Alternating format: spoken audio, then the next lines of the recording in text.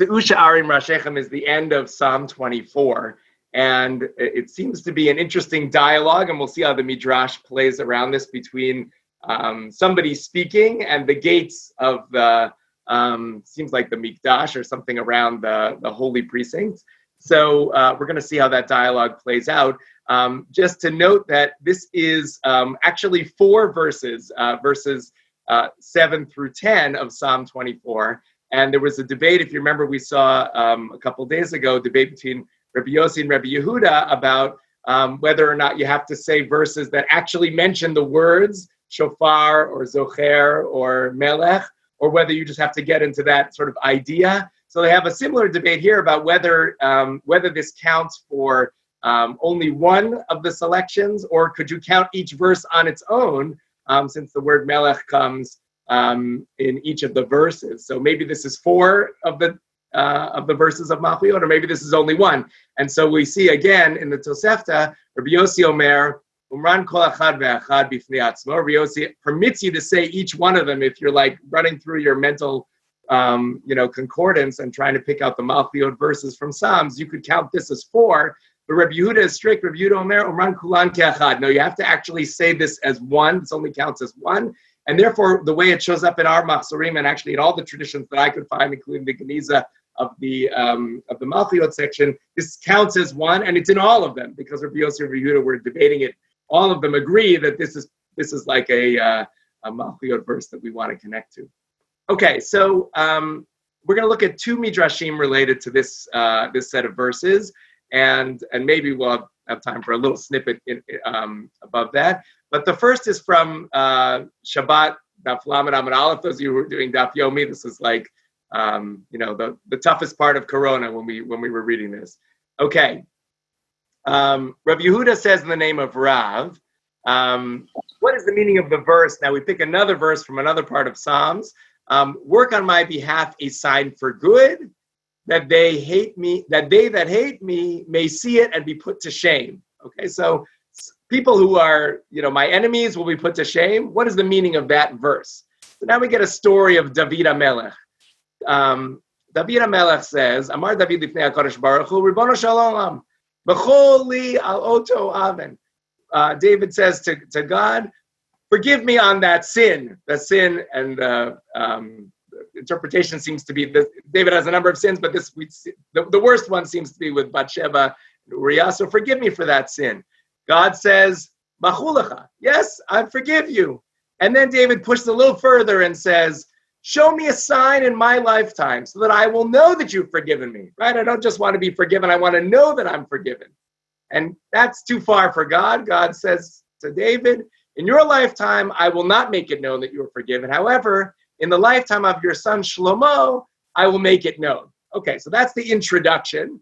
And now we get to the cut, sort of flash forward to Shlomo and the scene that Shlomo is taking us to when building the Mikdash, the first temple. When Shlomo built the temple and sought to bring the ark into the Kodesh Kodashim, into the Holy of Holies, the gates, Sha'arim, the gates clung together and could not be opened. Okay, so there's some sort of objection to Shlomo finishing the job, and the gates have shut down, and they're not willing to be opened up. So this is like the Ne'ilah moment, but not in Yom Kippur, but in the real dedication of the Mikdash.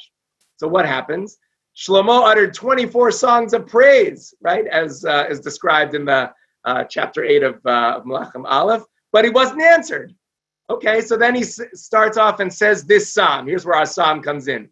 He began and said, Se'u sha'arim rashechem, v'nasu pichei olam v'yavo melech hakavod. Right, that's our first verse.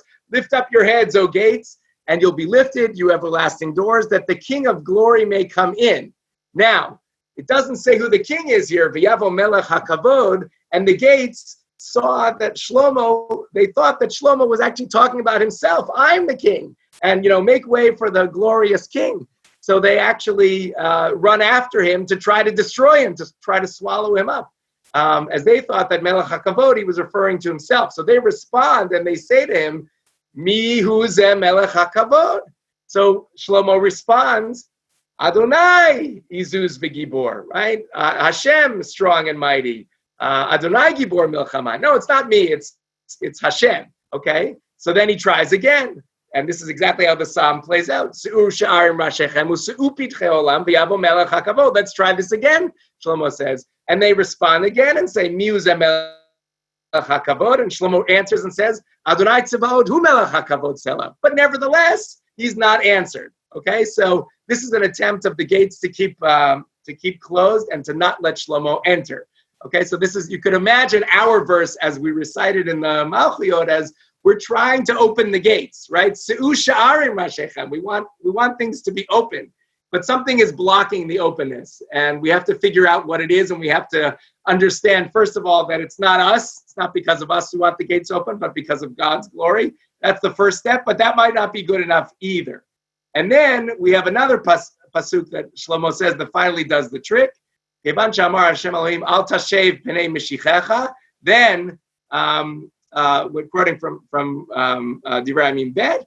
Then immediately he was answered, a fire descended from heaven, and at that moment the faces of all of David's enemies turned dark like the charred bottom of a pot. All of Israel knew that the Kadosh Baruch Hu forgave him for that sin. Okay, so this is not a whitewashing of David and David never sinned. It's he did sin, and finally, after a generation, he is forgiven for that sin, or at least it's made known that he's forgiven for that sin. So we have two things that are associated in this midrash, Se'u Sha'arim Rashechem. One is the desire for God or the holy precincts to open up for us, and that's not such a simple thing to get them to do. And the other is that this is a sign, once we finally are able to sort of go through, Se'u Sha'arim is on the journey to being forgiven, but it's not the final sign of being forgiven. We still have work to do. And indeed, at this point in Malchiot, we're sort of smack in the middle of the verses, and we might be, getting overwhelmed with the Malchiot verses, but we're not finished yet. Okay, so that's our first midrash with Se'u Sha'arim. And the second midrash that I wanted to look at with you calls upon some themes that we looked at yesterday with Adonai Malach Geut Lavesh. Yesterday we talked about the idea that God wears the clothing of Oz and Geut, but God doesn't, unlike human kings, God doesn't hold on to that clothing, but rather shares it with Israel. Adonai Oz, and God shares the strength with Israel, unlike a human king. And we continue here on this theme of whatever you think a human king is, God is the opposite. So if you don't like the image of praying to a king, that's perfect, because whatever king image you have in your mind, God is the opposite of that king image. And we see this also from a midrash on our verses. What does it mean for God to be Melech HaKavod? What does it mean for God to be the glorious king? This midrash comes a number of times. I brought the one from Yalkut Shimoni just because it has some nice images. Okay. Davar Acher. Miu ze Melech HaKavod. Who is the glorious king? Shecholek kavod lire'av, Adonai Tzevaot. God is the glorious king who is actually able to sort of dole out, to give out, to distribute the honor, the kavod, to those who are fearing God. That is to say, not like a human king. And we're going to see the contrast here spelled out in a number of examples. A flesh and blood king, Melech Basar Vadam, one cannot sit on his throne. You can't just sit on the throne of a king. But God sat King Shlomo on his throne, as it says, Vayeshev Shlomo al Kisei Hashem. Shlomo sat on the throne of Hashem, which is one of the greatest proof texts ever for this argument. Okay, it's just straight up there. Shlomo sat in the throne of God. A flesh and blood king, one cannot ride his chariot. Right? You never get into the caravan. You never sit in the limousine with the king, but God caused Eliyahu to ride his horse, since storms and whirlwinds are his horse, as it says, the Lord Adonai in the whirlwind and in the storm is his way, and the clouds are the dust of his feet. And it says Eliyahu rose in the storm. So if you connect that the storm is God's chariot and Eliyahu goes up to heaven in a storm, so therefore Eliyahu is riding God's chariot. They have to do a little bit more work on that one, but still you get the point. A flesh and blood king, one cannot use his scepter. But Moshe used the scepter, the Mateh Elohim, as it says, Moshe took the staff of God in his hand. Okay, so all the things, all the trappings of what it means for God to be king, God isn't jealous of them. God is sharing them and giving them over to humans, probably because a human king, right? If you take away all that stuff, they're just a human. But if you take away all that stuff for God, God is still God, and in that way is different. A flesh and blood king, here's the one from yesterday. The next one's from yesterday. Flesh and blood king, one does not wear his crown, but God gives his crown to the anointed king, to Mashiach. God's crown is gold, as it says, his head is as the most fine gold. And it's written, you set a crown of fine gold on his head. Okay, so God's gold crown goes to people. A flesh and blood king, you don't wear his clothing, but Israel wore the clothing of God, as it says, Adonai Oz le'amo yitain. Okay, that's the Lavesh Adonai Oz, God wears Oz, and God gives the Oz to Israel. Last one, a flesh and blood king is not called by his name, and here they get real specific, like Caesar Augustus Basilius, okay, like the Roman king. You never like go up to them and say, Barack, okay, or Donald, okay, but you call them by their title. And if a person calls one of those names, if you do call a ruler by their first name or by their proper name, he has no life. That's a death penalty. But God said to Moshe, I make you like I am to Pharaoh. I am called Elohim. I created the world, as it says, Breshit bara Elohim.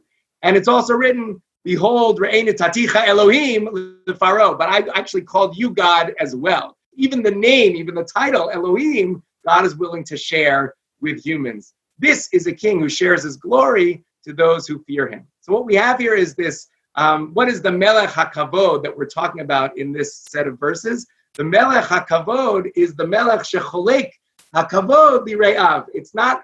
There's nothing about the external trappings that identifies God, in complete contrast to human kings who dress up in these things in order to become different from us.